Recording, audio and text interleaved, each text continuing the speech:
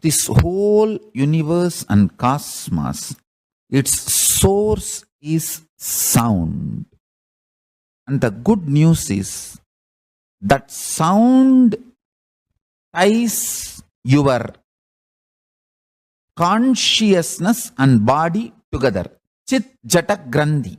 Like how the DNA, the core components of DNA is kept together by hydrophobic material. Same way, the Chit and Jata, the consciousness and the matter component of you is tied together, kept together by sound. Understand?